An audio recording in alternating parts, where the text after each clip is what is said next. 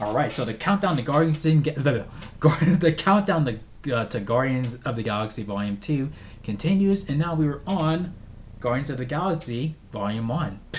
Well, the first movie. So, with that all being said, spoilers in this video. Duh. That's your warning. So, um like when they advertised it, I mean clearly it was going to be a part of the cinematic Marvel Cinematic Universe, but when you just see the trailer itself, it does not feel like you have to watch it, like where it feels like it doesn't feel like it will be a part of the Marvel universe. But since there's so many devoted fans of this brand already, I mean, and there's comic book readers out there, who know that they are Marvel characters, and moviegoers are thinking, what, they're Marvel characters, or did they not just make them up or whatever? But yeah, I mean, they've been around for a while, and luckily when I went to go see the movie, I enjoyed the fuck out of it. I mean, I laughed more than I thought I was going to, and when it got serious, it was done really well, and they're not all heroes when we meet them. They're basically have their own agendas, like where they want this little artifact that everyone has a real fuss about. First, Star-Lord steals it, and then he tries to turn it in. Gamora tries to take it from him, and then Rocket tries to take it from her, and then and then it gets them all put in the prison, and then they all come together, and then they break out together, and then they try to basically sell it to the highest bidder and get half and half and half for it, and then we find out that it's another Infinity Stone. And then, I mean, like, I don't know why the collector would basically have it there. I mean, like, because he has another Infinity Stone there. You get what I'm saying? But whatever, it is what it is.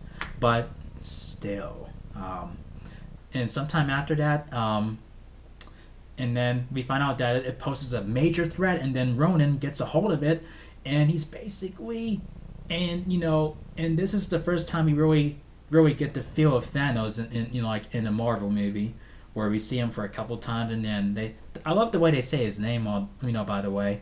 I always said Thanos, but Thanos sounds more intimidating. And but yeah, I mean, like, he tells Ronan, go, go get the Infinity Stone, and he basically gets a hold of it, and he tells Thanos to go fuck himself, and then he just sort of, becomes and then he's the villain of the movie, and then he causes problems for the Guardians, and then the Guardians come together to say, okay, we need to stop him before he destroys the entire galaxy. So, and then that's what made them become heroes, when they all stood up against Ronan, and um, Star-Lord is hilarious when he's just trying to distract them by dancing and everything. It is great, and Groot is fantastic. I mean, like, I love how Rocket and Groot have that Han Solo and Chewbacca dynamic there, even though Star-Lord is more definitely Han Solo in a nutshell. But the dynamic, between Han Solo and Chewbacca is definitely with Rocket and Groot, where where Groot says one thing, and Rocket is the translator, and he knows what he's saying. So, see, I mean, like, well, it works out pretty damn cool. And and how Drax takes everything seriously. I mean, it's funny. You can throw a metaphor at him, and then he'll take it super seriously. I mean, like, no matter how many times I watch this movie, I always laugh at how literal he is with metaphors, and just with the whole movie. I mean, it's just fucking great, and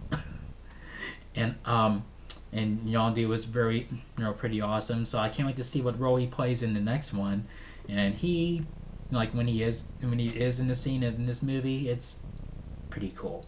But one scene in particular where he's surrounded, and then he does this little whistle, and then his weapon, goes around and it stabs everybody around him, like, that is pretty damn sweet.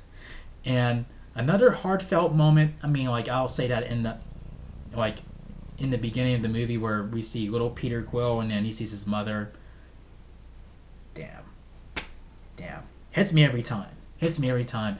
And when Groot sacrifices himself, that hits me, that kicks me in the gut and punches me in the face and throws me down a flight of stairs. Every time. Every time. Especially when he says, "We are Groot." I'm like, man. And when they stand together against Ronan, where they all grab each other's hands and then basically,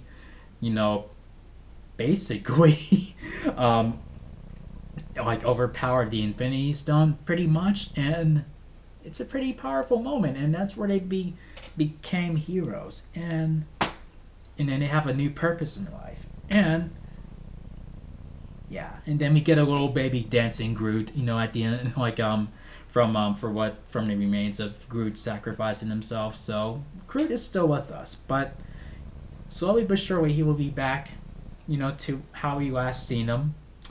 Whether we see him in that form in Volume 2 or not, I guess I'll. Yeah, excuse me, I'm like a burposaurus.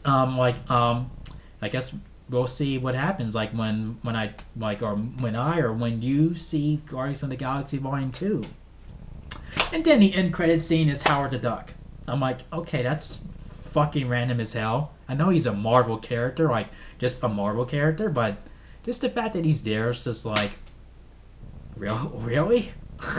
So maybe we'll see his movie somewhere down the line and how he gets in there with the Collector. I don't know, but yeah, I mean, we know how that first Howard the Duck movie turned out, but I actually liked it. But anyway, this movie is a surprising hit and definitely one of the best movies of 2014 to me. Probably the best movie of that summer. Definitely of that summer. And I was just rewarded with satisfaction when I had low expectations for the movie, and I was expecting like, okay, it may be decent, I might like it, but I actually loved it. So yes, thank you, Marvel. Marvel's killing it again. So with that all being said, I would give this 4.5 epic galaxy trips out of 5. So if you guys enjoyed my review on this movie, make sure you thumb up the video, click subscribe if you're a newbie to the channel, and TY for watching, and I'll see you guys in the next video. Peace out, y'all.